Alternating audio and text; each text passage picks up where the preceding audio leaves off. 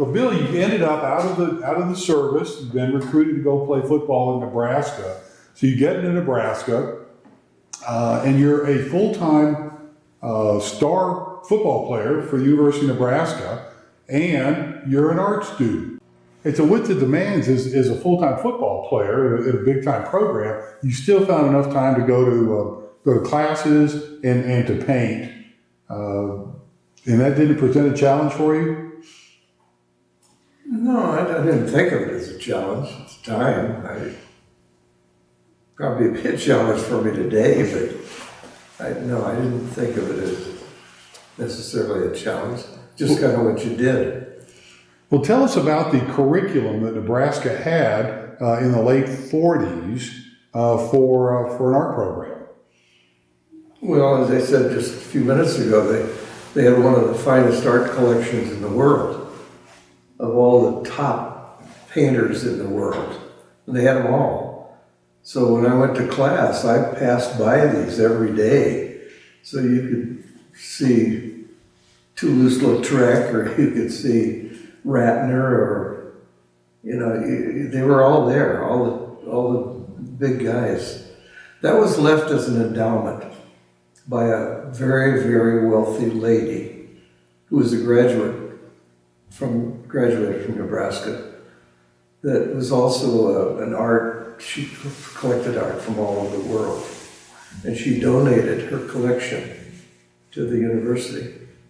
And so it was a wonderful, I didn't know it at the time because they were just paintings by famous artists hanging on the walls when you went to class.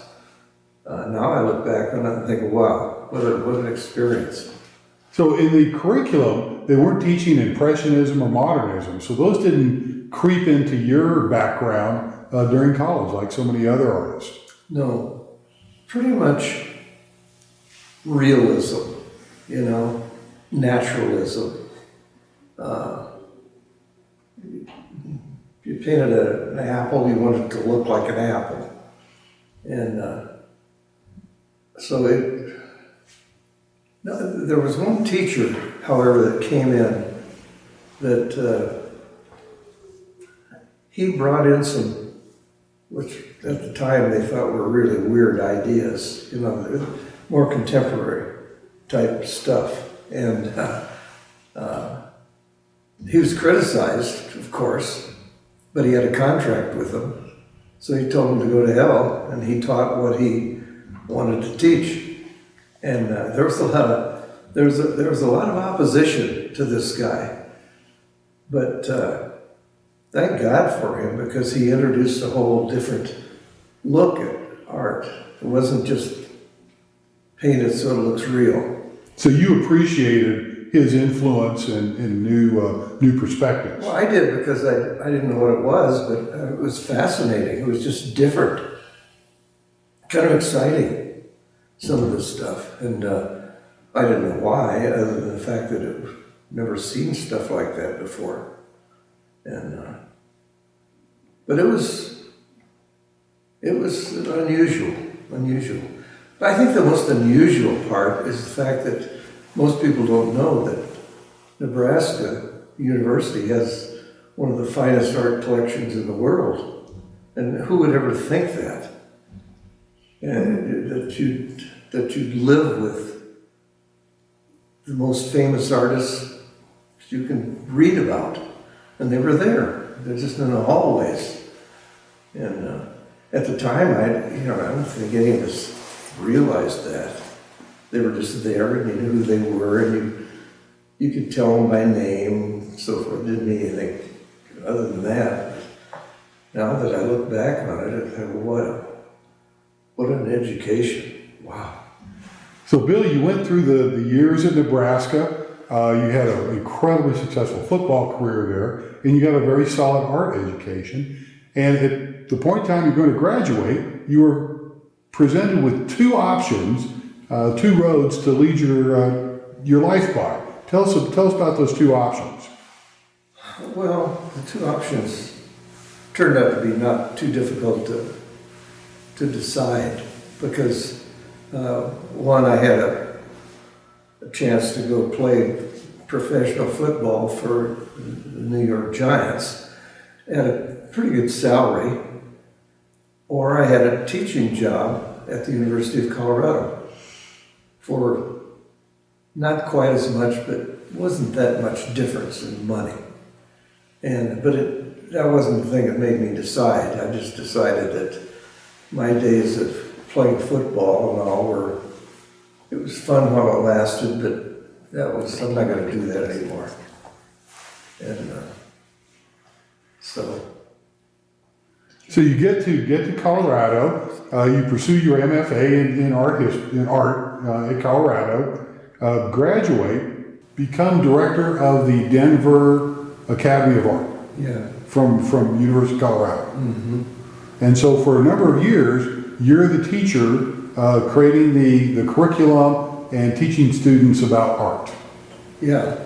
But it was a part that I didn't really enjoy that much because it was more administrative.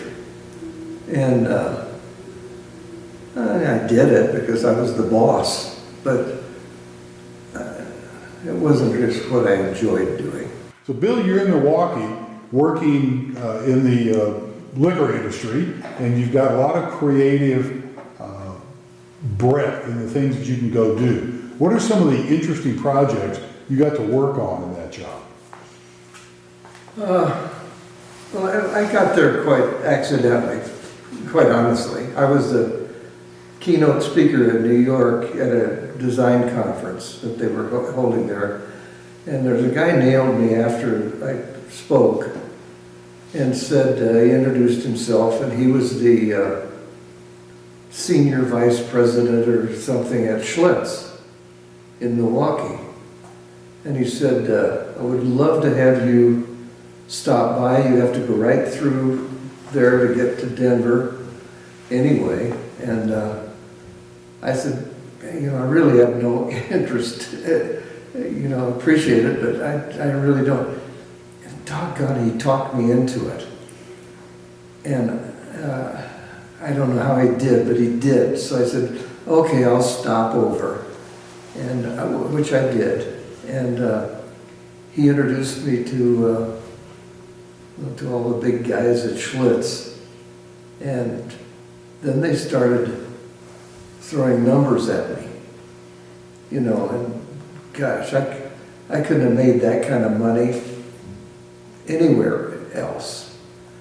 And I was really torn because I thought, I don't want to live in Milwaukee. It was snowing when we landed, but the more I resisted, the more money they threw at me, to the point where you can just go so long before you're nuts if you don't take it. And that's what it was. It was strictly money. I had no interest in Schlitz. I had no interest in beer or any of that. It was strictly money. And they threw enough at me that I could not resist. So we moved to Milwaukee and met Sandy, my wife. And so it wasn't a total loss. Well, it's nice to know that pragmatic, common sense approach you learned in Nebraska carried forward into these decisions as well. Yeah. Now, in addition to the corporate work you were doing for him, you also maybe helped create or invent a painting product that many, many people have used in their early painting careers. Oh yeah, paint by numbers. Yeah, while I was there, I had a strange deal with the people at Schlitz. They really wanted me there because they were reorganizing and so forth. And so I could pretty much name what I wanted to do. And they said, you can have outside clients if you want, which is really unusual. And one of the outside clients that I finally ultimately got was a guy up in Minnesota. And he owned Lakeside Toys and Games. And I don't know if you remember Gumby. Gumby? Yeah, he owned Gumby, and they had a machine there that churned them out as fast as night and day, Gumbies. And So he wanted me to go to work for them and develop new products for them, new things. That's where I came up with paint by numbers, because a lot of people want to paint, think they are painting if they fill in number 4 is red, number 6 is green, and so that's where I came up with that. And from then on, it was just like he wanted me to develop new things like that for him, and I did that for some time. And that was, if it hadn't been for the guy, I really liked the guy a lot. I wouldn't have done it necessarily, but he was just such a good guy to work for. And so I spent a little bit of time doing that. So at some point in time, though, you get tired of Milwaukee and you've got to get back to your western roots. Yeah. Well, I got tired of Milwaukee right away. So it wasn't just a matter of time. But what do? You know, you can't look a gift horse in the mouth. You know, so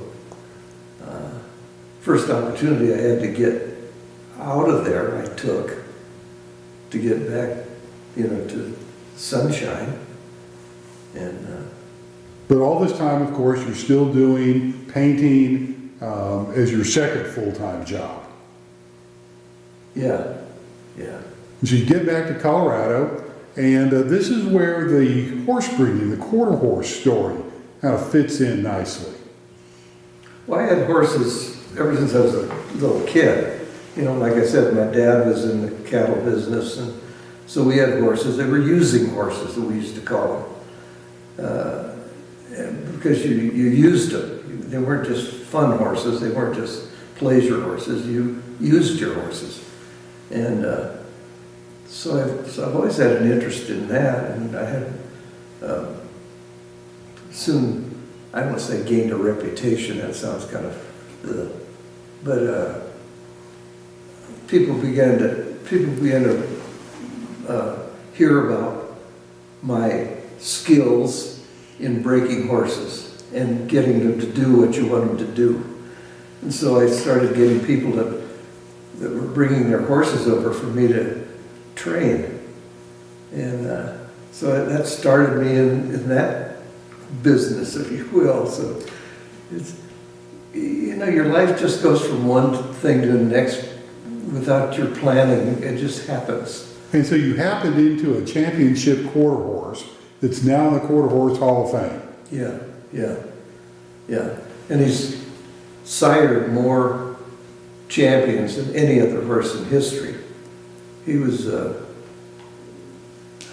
I came across the horse, a guy up in Wyoming had this horse, and he didn't know what to do with it, because he didn't want to stand him a stud, and he didn't want to do this, but he was a fantastic horse. So he called me and said, you know, I know you are into horses and so forth, and I have this horse that I don't know what to do with. So could you help me move him? And so when I got up there and looked at the horse and found out a little bit more about him, I said, yeah, I can move him. I can move him right into my stall, which I did. And we had 6 world champions by that stud.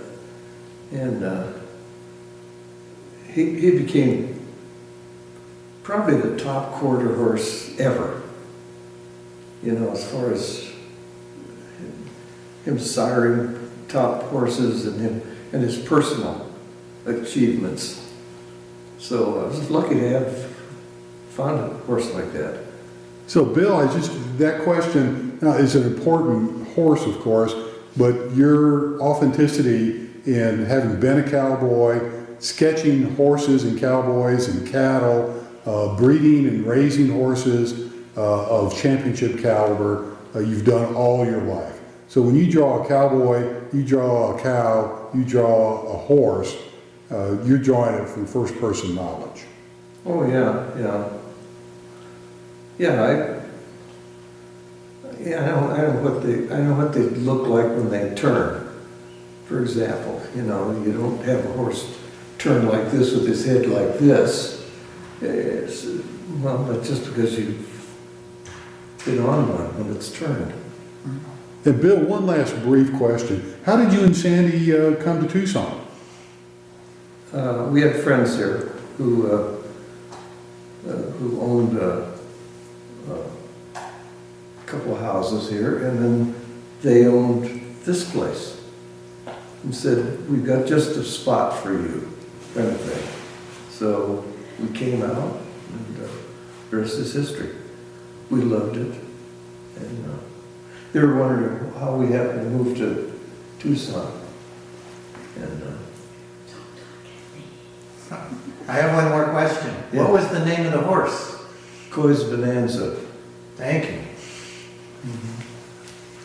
All right, Bill, thanks so much. It's been a long afternoon. We're going to talk about some individual paintings, but this artist's journey has been special. You're a special guy, and we're just so fortunate to have you in our community. Thank you.